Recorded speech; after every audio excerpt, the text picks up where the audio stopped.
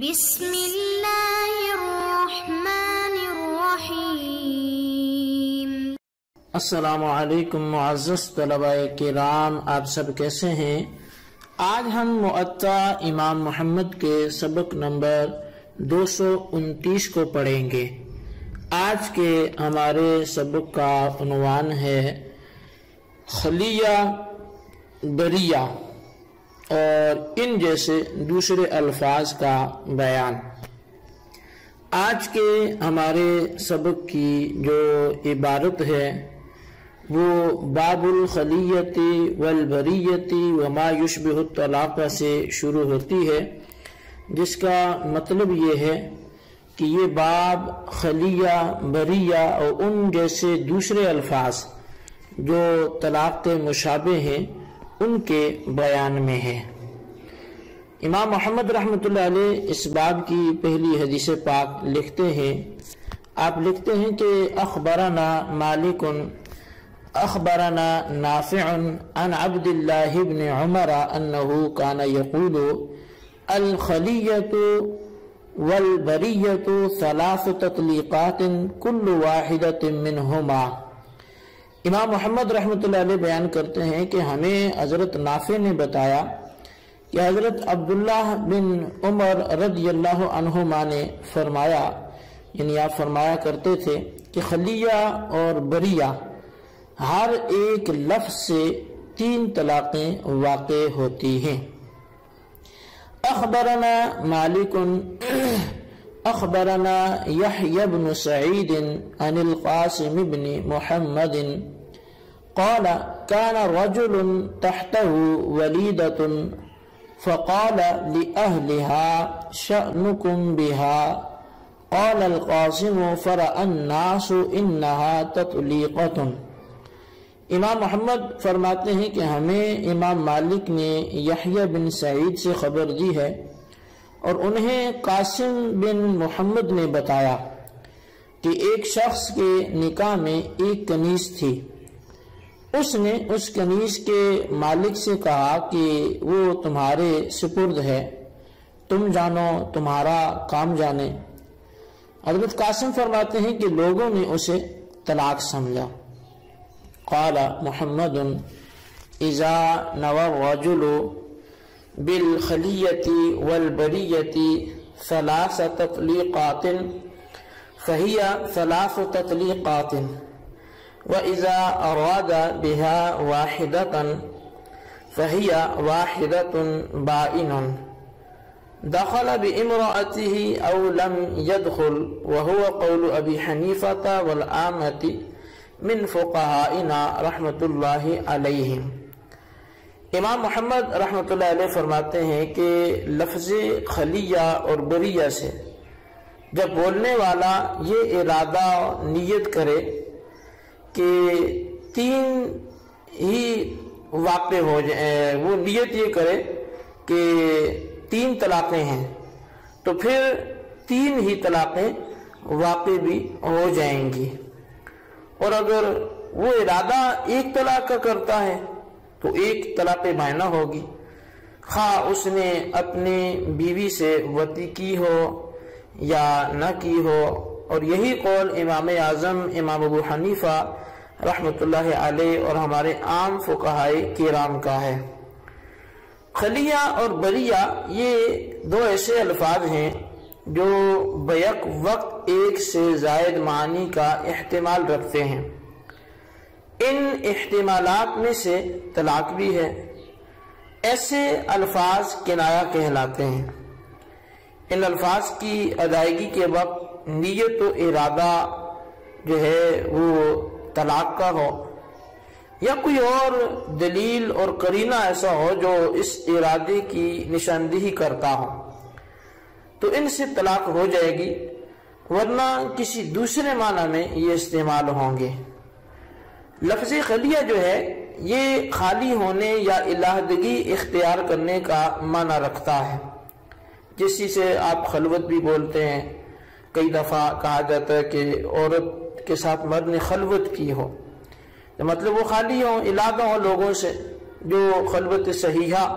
جو ہوتی ہے وہ قائم مقام وطی کے بھی ہوتی ہے، تو خلیہ خالی ہونے یا علیحدگی اختیار کرنے کا معنی رکھتا ہے، اور لفظ بریہ بری ہونا اور بیزار ہونے کا مفہوم لیے ہوئے ہے۔ اب کوئی شخص اپنی بیوی سے کہتا ہے کہ مجھ سے علیحدہ ہو جا یا میں تجھ سے بیزار ہوں، تو علیحدگی اور بیزار ہونا اس نے کس معنی میں استعمال کیا؟ اب یہ اسی کو پتا ہوگا، تو اس سے پوچھا جائے اگر تو اس کی مراد یہ ہے کہ دوسرے کمرے میں چلی جا، یعنی ایک کمرے میں بیٹھے ہیں تو یہاں سے مجھے علیحدہ ہو جا، مجھ سے کام کرنے دے، میں ورک کر رہا ہوں، آفس ورک کر رہا ہوں یا دیگر کی مطالعہ کر رہا ہوں، تو اب اگر اس کی مراد یہ ہے کہ دوسرے کمرے میں چلی جا یا مجھ سے الگ ہو جا تاکہ میں اپنا کام کر لوں، تو ایسے الفاظ تقریباً پھر تو ہر گھر میں استعمال ہوتے ہیں اور اس سے بالکل بھی طلاق واقع نہیں ہوگی۔ لیکن کب؟ جب کہنے والے شوہر کی نیت اس سے وہ وقتی علیحدگی کی ہو کہ وہ دوسرے کمرے میں جائے یا اس کو تنگ نہ کرے، اس سے ڈسٹرب نہ کرے، اس سے اپنا کام کرنے دے۔ اور اگر معاملہ ایسا نہ ہو بلکہ معاملہ یہ ہو کہ الفاظ کنایات نے اس کی نیت جو ہے وہ انہی الفاظ سے وہ کچھ اور ہو، اور جیسے کوئی بھی لفظ کنایا ہو اس میں نیت جب طلاق کی ہو یا مذاکرہ طلاق کا ہو تو پھر وہ طلاق ہی مراد ہوگی۔ الفاظ کنایات اور ان سے طلاق واقع ہونے یا نہ ہونے کی تفصیل وہ کتب اصول فقہ اور فقہ میں بالتفصیل موجود ہے،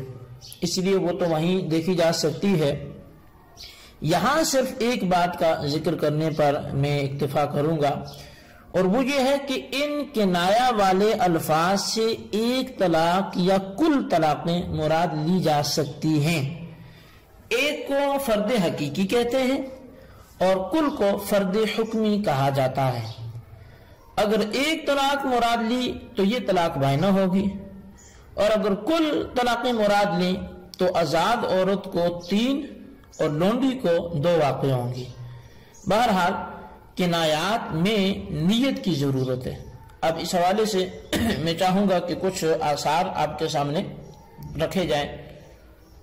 مصنف ابن ابی شیبہ کے حوالے سے کافی روایات موجود ہیں۔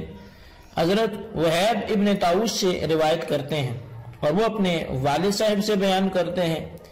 کہ لفظ بریئہ سے جو نیت کرے گا وہ طلاق ہوگی، یعنی اگر جو لفظ بریئہ سے طلاق نیت کرے گا تو اس سے طلاق واقع ہو جائے گی۔ اچھا،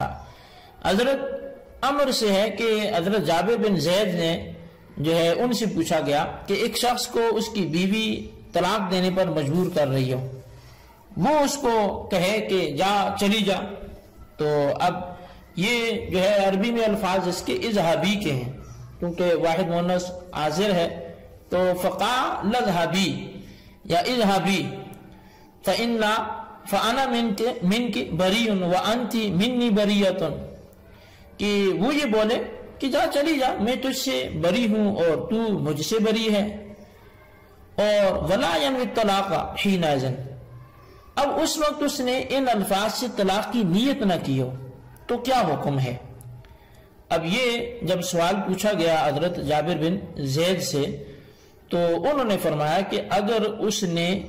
طلاق کی نیت نہیں کی تو طلاق نہیں ہوئی، ان لم یکن نوى الطلاق فلیس الطلاق، تو طلاق کی نیت اگر نہیں کی تو طلاق واقع نہیں ہوگی۔ اچھا، اسی طرح ایک اور روایت ہے جو حضرت ابراہیم سے ہے کہ انہوں نے لفظ بریئہ کے متعلق فرمایا اگر یہ لفظ نیت طلاق سے بولا گیا تو اس سے کم از کم جو اس کی نیت ہو سکتی ہے وہ ایک طلاق بائنہ کی ہوگی، اور اگر شوہر کی بھی یہی نیت اور بیوی بھی یہی چاہتی ہو، اور اگر مرد نے اس لفظ سے 3 طلاقوں کی نیت کی تو پھر 3 ہی واقع ہو جائیں گی۔ اسی طرح عن ابن عمر قال هي 3 فلا تحل له حتى تنكح زوجا غيره، حضرت عبداللہ بن عمر رضی اللہ عنہما سے روایت ہے، انہوں نے فرمایا کہ یہ 3 طلاقیں ہیں، لہٰذا اب اس کی عورت کسی دوسرے سے نکاح کیے بغیر اس کے لیے حلال نہیں ہوگی۔ معزز طلبہ کرام، یہ کثیر تعداد میں آثار آپ کے سامنے رکھے گئے، صحابہ کرام کے اقوال، ان کے فرمابودات۔ ان آثار سے صاف صاف ظاہر ہے کہ لفظ خلیہ اور بریہ سے بوقت نیت ایک طلاق بائنہ یا نیت کے ساتھ ہی 3 طلاقیں واقع ہو جائیں گی، اور اگر نیت نہیں تھی تو طلاق واقع نہیں ہوگی۔ ان میں نیت کا دار و مدار ہے، عورت مدخولہ ہو یا غیر مدخولہ ہو، اس چیز کا ان الفاظ میں اعتبار نہیں ہے۔ اچھا، اب یہاں پہ یہ حاصل کلام اگر نکالنا چاہے تو یہ الفاظ ہیں بائنہ کے، یعنی کنایہ الفاظ ہیں۔ تو کنایہ الفاظ جو ہوتے ہیں چونکہ ان میں نیت ضروری ہوتی ہے، یعنی کنایہ کا مطلب ہے مخفی ہے، الفاظ دو احتمال رکھتے ہیں کہ یہ جو اس نے بولا تھا میں تجھ سے بری ہوں، تو بری کس معنی میں بول رہا ہے؟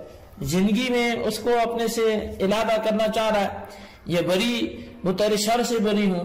تیری بری خصلتوں سے بری ہوں، وہ کن چیز سے برات کا اعلان کر رہا ہے؟ تو جب اس کی نیت طلاق کی ہوگی، خلیۃ بول کر بریء بول کر، تو وہ نیت کے ساتھ طلاق کے بائنہ واقع ہو جائے گی۔ ایک کی نیت تھی تو ایک ہوگی، 3 کی نیت 3 ہوگی، اور چاہے مدخولہ ہو چاہے